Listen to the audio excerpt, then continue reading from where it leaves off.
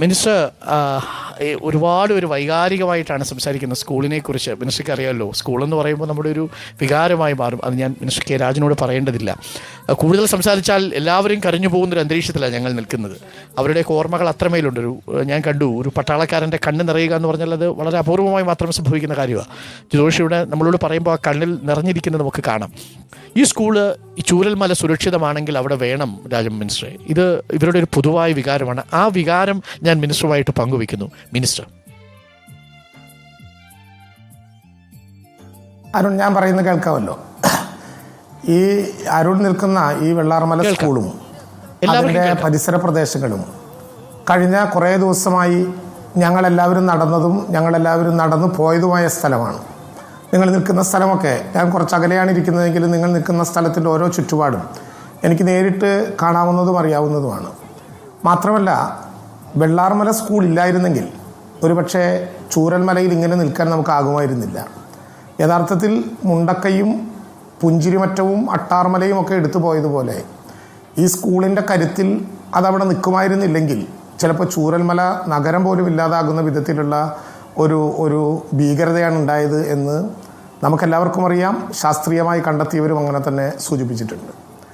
പിന്നെ ഈ അരുൺ ഇവിടെ പരിചയപ്പെടുത്തിയതുപോലെ സാമൂൽ മാഷയും മോഹൻരാജ് മാഷയും ഒന്നും നേരിട്ട് കണ്ടില്ലെങ്കിലും കഴിഞ്ഞ കുറേ ദിവസമായി അവിടെ നിൽക്കുന്നതിനിടയിൽ അന്വേഷിച്ചെടുത്ത ചരിത്രങ്ങളിൽ ഇവരെല്ലാം ആ സ്കൂളിന് വേണ്ടി നൽകിയിട്ടുള്ള വൈകാരികമായ സംഭാവനകൾ, പ്രത്യേകിച്ച് ആ നാട്ടിലെ ജനങ്ങൾ സാധാരണ ഒരു സ്കൂളിൽ അധ്യാപകൻ വരുന്നത് പോലെയല്ല അധ്യാപകരെ സ്വീകരിക്കുന്നത്. ആ സ്കൂളിലെ ഓരോരുത്തരോടും സ്കൂളിലെ രക്ഷകർത്താക്കൾ മാത്രമല്ല പൊതുജനം കാണിച്ചുകൊണ്ടിരിക്കുന്ന വല്ലാത്ത ഒരു വികാരഭരിതമായിട്ടുള്ള അന്തരീക്ഷം നേരിട്ടറിയാൻ വേണ്ടി സാധിച്ചിട്ടുണ്ട്. പല ഘട്ടങ്ങളിലായി ആ വികാര പ്രകടനങ്ങൾ നേരിട്ട് കാണാനും ഇടവന്നിട്ടുണ്ട്. അത് എനിക്ക് കൃത്യമായി അറിയുകയും ചെയ്യാം. ഇവിടെ ബഹുമാനപ്പെട്ട ശിവൻകുട്ടി മിനിസ്റ്റർ അവിടെ വന്നിരുന്ന് അടിയന്തരമായൊരു നടപടിയെക്കുറിച്ചാണ് ആലോചിച്ചത്. ഈ സംഭവം നടന്ന് രണ്ടാമത്തെ ദിവസം ബഹുമാനപ്പെട്ട മുഖ്യമന്ത്രി അവിടെ വന്നപ്പോൾ പറഞ്ഞ ഒന്നാമത്തെ കാര്യം നമ്മുടെ കുട്ടികളുടെ പഠനം ഒരു കാരണവശാലും നഷ്ടപ്പെടരുത് എന്നുള്ളതാണ്. ഇപ്പോൾ നമ്മുടെ 3 സ്കൂളുകളിലായി 7 സ്കൂളുകളിലായി നടന്നുകൊണ്ടിരിക്കുന്ന സ്കൂൾ ക്ലാസ്സുകൾ തന്നെ ആ സ്കൂളുകൾക്ക് കൂടി തിരിച്ചു കിട്ടാൻ, SKMJ മുതൽ ഇങ്ങോട്ടെടുത്താൽ മേപ്പാടി വരെയുള്ള സ്കൂളുകളിലേക്ക് തിരിച്ചു കിട്ടാൻ, ആ സ്കൂളിലെ ആളുകളെ താൽക്കാലികമായി മാറ്റിപ്പാർപ്പിക്കുക, വാടക വീടുകളിലേക്ക് മാറ്റുക എന്ന സ്ട്രാറ്റജി നടത്തുമ്പോൾ വെള്ളാർമല സ്കൂൾ എന്നേക്കുമായി ഉപേക്ഷിക്കുക എന്നൊരാലോചനയും സർക്കാർ ഇതുവരെ നടത്തിയിട്ടില്ല. ഇവിടെ നേരത്തെ സാമൂൽ മാഷ് പറഞ്ഞതുപോലെ ഈ അധ്യയന വർഷം കുട്ടികളുടെ ഒരു ദിവസത്തെ പോലും പഠനം നഷ്ടപ്പെടാതിരിക്കാൻ, ഇപ്പോൾ കുറച്ച് നഷ്ടപ്പെട്ടു, അത് വേറെ നിവൃത്തിയില്ല. പക്ഷേ ഇനിയും ഒരു ദിവസം പോലും നഷ്ടപ്പെടാതിരിക്കാൻ ഏറ്റവും വേഗതയിൽ 2 സ്കൂളുകളിലേക്ക്, ഞാൻ പറയേണ്ടതില്ലല്ലോ, മുണ്ടക്കൈ LP സ്കൂളിനെയും വെള്ളാർമല സ്കൂളിനെയും അവിടെ തന്നെയുള്ള 2 സ്കൂളുകളിലേക്ക് ആവശ്യമായിട്ടുള്ള സൗകര്യങ്ങൾ ഉൾപ്പെടെ കൊടുത്ത് താൽക്കാലികമായി മാറ്റുക. കൂടുതലായി കുട്ടികളെ പഠിപ്പിക്കേണ്ടി വരുമ്പോൾ അതിനാവശ്യമായിട്ടുള്ള ഇൻഫ്രാസ്ട്രക്ചർ സൗകര്യങ്ങൾ താൽക്കാലികമായിട്ട് ഒരുക്കണം, ഭക്ഷണം കൊടുക്കാനുള്ള സൗകര്യങ്ങൾ ഒരുക്കണം, അധ്യാപകർക്ക് വരാനുള്ള സൗകര്യങ്ങൾ ഒരുക്കണം. വിവിധ മേഖലകളിൽ ഇപ്പോൾ കുട്ടികൾ നേരത്തെ താമസിച്ചിരുന്ന സ്ഥലങ്ങളിൽ നിന്ന് വാടക വീടുകളിലാകുമ്പോഴും അടുത്തുള്ള മറ്റു മേഖലകളിലേക്ക് മാറുമ്പോൾ അവർക്ക് വരേണ്ടി വന്നാൽ അതിനായിട്ടുള്ള വാഹന സൗകര്യം ഒരുക്കണം. അവർക്ക് അകലം വഴിയിൽ നിന്ന് വരേണ്ടി വന്നാൽ KSRTCയിൽ സൗജന്യ പാസ് കൊടുക്കണം.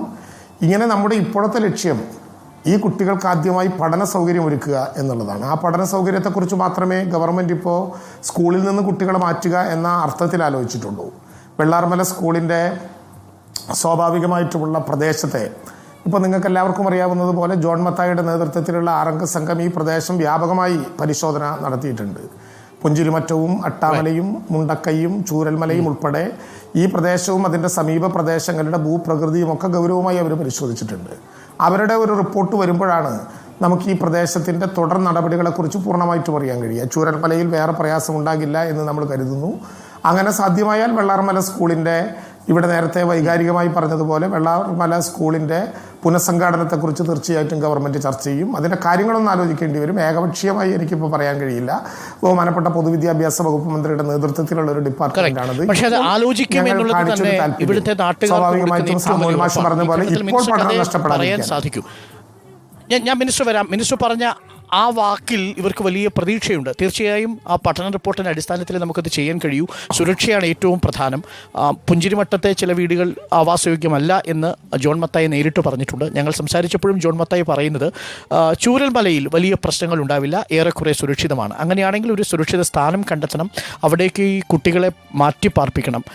അതിന് കുറച്ച് സമയമെടുക്കും, പക്ഷേ 1-2 വർഷത്തിനുള്ളിൽ ഈ ചൂരൽമലയിൽ മറ്റൊരു വെള്ളാർമല സ്കൂൾ ഉയർന്നു വരണം എന്നതാണ് ഇവരുടെ ആഗ്രഹം.